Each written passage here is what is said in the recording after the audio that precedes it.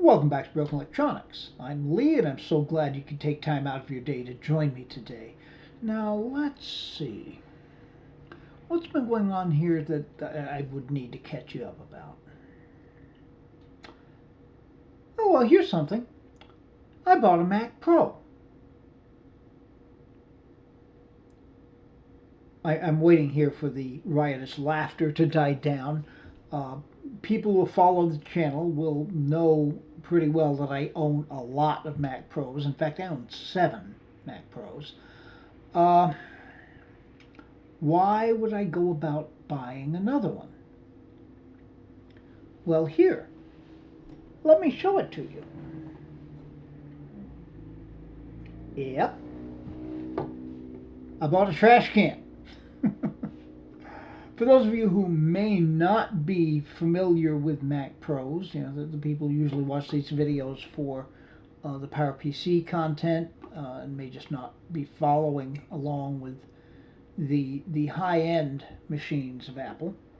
This is the 2013 Mac Pro, which when it first debuted, people were intrigued with it. I certainly was. I mean, it's gorgeous. It's absolutely beautiful. Uh, it has the nickname of trash can for what I think are obvious reasons, although you look up here, the guts of the machine down there. To me, it looks more like an ashtray than a trash can, but then again, if I had to have a nickname in my choices of trash can or ashtray, I'd probably go with trash can. All right. So this was the Mac Pro that came out in 2013. Uh, it is beautiful. We look back here, you can get a good look at the back I/O. A whole bunch of Thunderbolt 2 ports, 4 USB ports, power down there. What else have we got? Yeah, Ethernet, of course. There's the power button, HDMI port there. Yeah, headphone and microphone jack in there. Yeah, it's pretty amazing thing. And I tell you, one thing that I was taken with when I first got it is exactly how small it is. Because until this got here, I had never actually seen one. I've seen pictures, I've seen a bunch of videos, but I mean, I was expecting it would be a little bit bigger than this. I will also tell you from the lifting that I'm doing here, it is heavy. There's a lot to it. Okay, so why did I buy my 8th Mac Pro? There's no good reason. It's purely for collection. I've always been intrigued with them, and always thought it'd be cool to own one. Now, I told myself that when the prices drop down to the point you could pick one up in the vicinity of $200, I would go ahead and get one. Now, this one, that would be about what I paid, but with shipping and tax, it was just under $250. Pretty good. You can find some for less than that. Now, what am I going to do with it? I have no idea. Because honestly, I don't know what's in this thing at this point. Looking at the ad, it has no SSD, at least according to the seller. Evidently, he had booted it up into Internet Recovery and found through that the machine is actually working, that there was no storage involved in there, so he couldn't go any further, and he had no idea what the specs of it are. So I guess we shall find that out today. All right, now getting into it. I mean, this is cool. It's a fascinating design. I wouldn't call it a good computer, but it's a fascinating design. You've got a little switch there.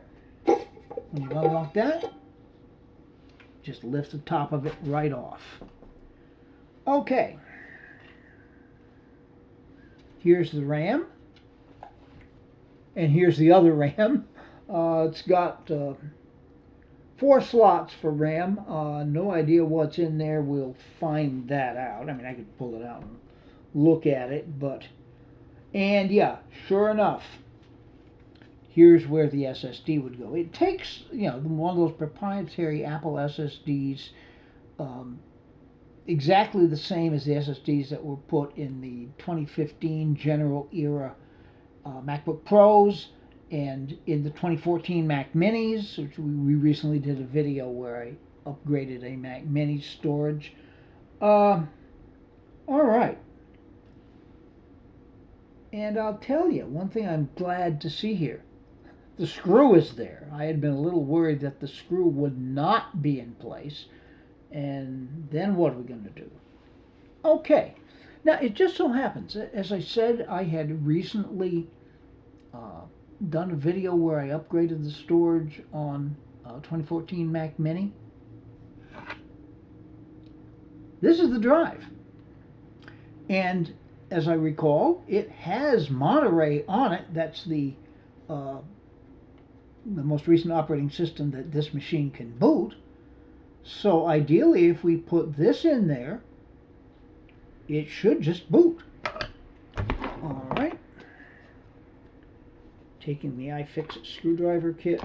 Wonderful kit. I put off buying one of these for a long time because they are a little bit pricey, but well worth it. Okay. Take out the screw. Okay.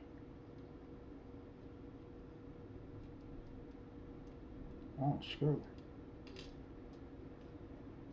All right. Take our SSD.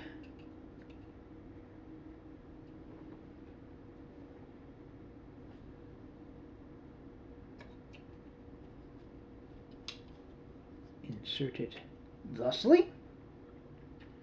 All right. And take the screw again. It'd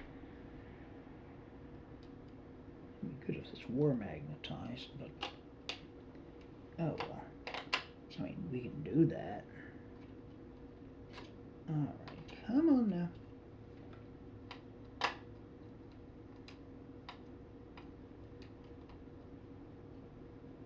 There we go. Screw that down.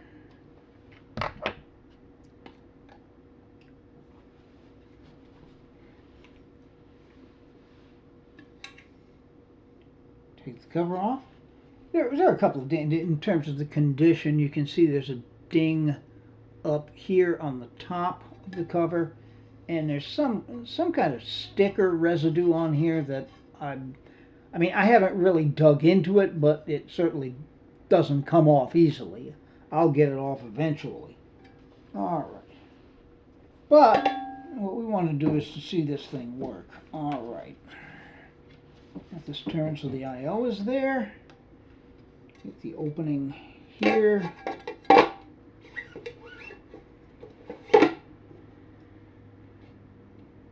Press the lock. We're good to go. Okay, so I'm going to get this thing connected up, and we'll take a look at it booting up. Should be a pretty straightforward and not lengthy video today. Yeah, because again, I have no idea what could possibly be done with this machine because I have no idea what the specs are. Well, if you'd like to find out what the specs are, please stay tuned.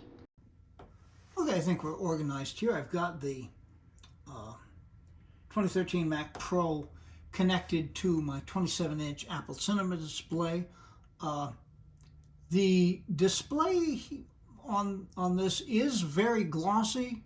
It is not quite as effective a mirror as this may make it seem. That's a trick of the camera.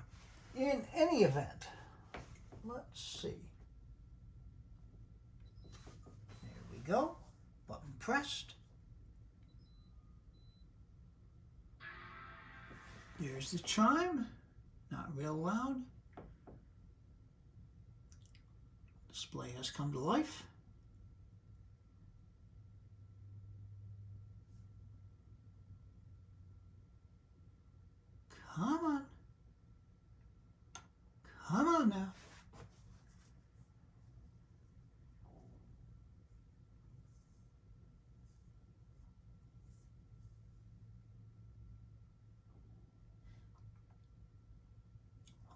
Oh, there we go. Okay. Took a while.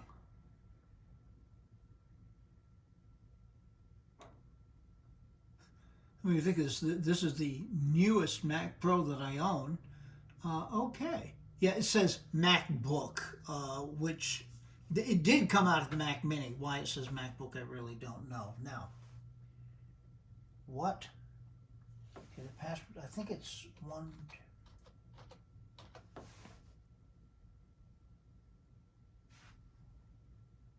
That didn't do it.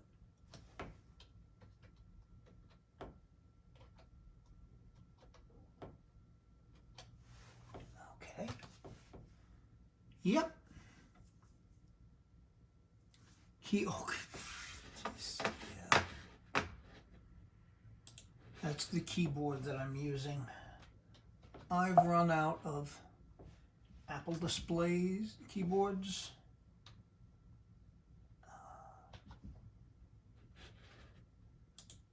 All right. So here we are. Oh, yeah. This is funny. You may have seen this. If you did see the video concerning the Apple LED center display as opposed to the Thunderbolt display, I found that you could, in fact, plug a FireWire drive into the FireWire port on the back of the cinema display, and it would connect through Thunderbolt to Macs that do not have FireWire. And here's yet another example. Okay, let's take a look here. About this Mac. 12.4. I really should update that if I make any other use of this 256 gig hard drive. Okay, so we've got a Mac Pro. Duh. A 3.5 gigahertz 6-core Intel Xeon. In terms of processor speed, that's pretty high. As they added more and more cores, the speed would go down to account for the more cores. So 6 cores is not a tremendous amount, but for my purposes here, 16 gigabytes of RAM. Yep, and that's what we've got, 4 gig sticks. Now this machine can address up to 128 gigabytes. I'm not sure that there's any particular reason to want to do that. I mean, that could get into a lot of money, but I think, yeah, we should, it's a Mac Pro, we should take it up somewhat above 16 gigs. So that's one thing that I'll be doing. Storage. Oh yeah, it's showing the FireWire drive there. This actually is the backup drive that I use for my iMac G5. Okay, so yeah, 229.75 available. This is a completely vanilla install. Okay, system report.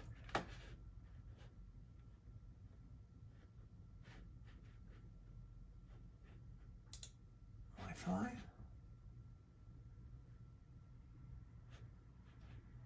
Okay, yeah, we should have 802.11 Wi-Fi.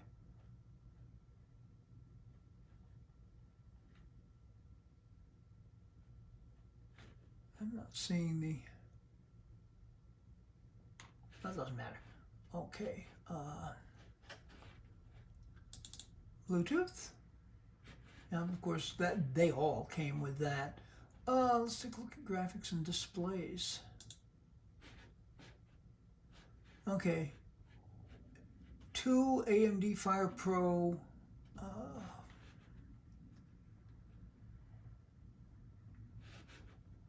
Each with 3 gigabytes of VRAM. This was the, I believe, the entry level. Yeah, Apple made a lot of mistakes with this machine.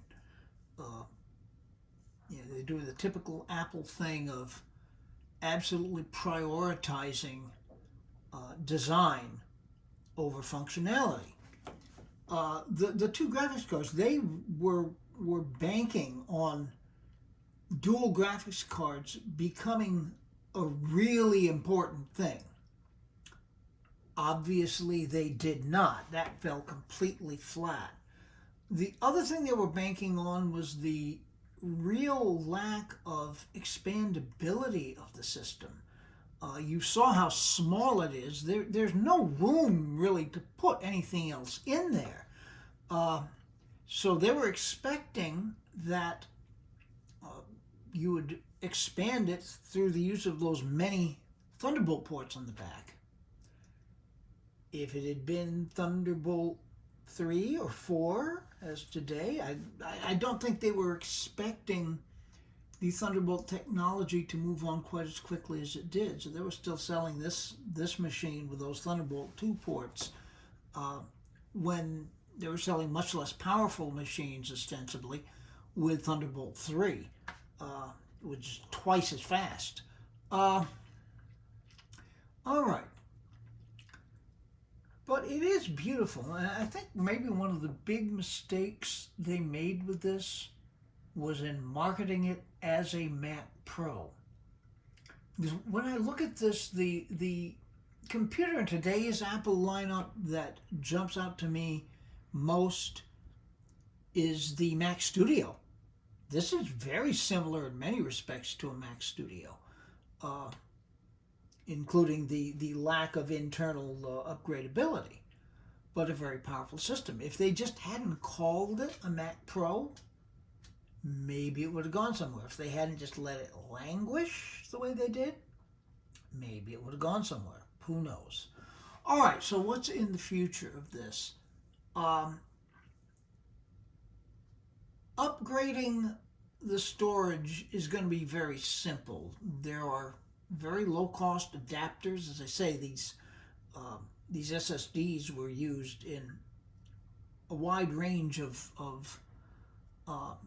MacBook Pros over the years, and in the 2014 Mac Minis, which was sold reasonably well. So there are a lot of people looking for that kind of adapter to put a standard NVMe drive in.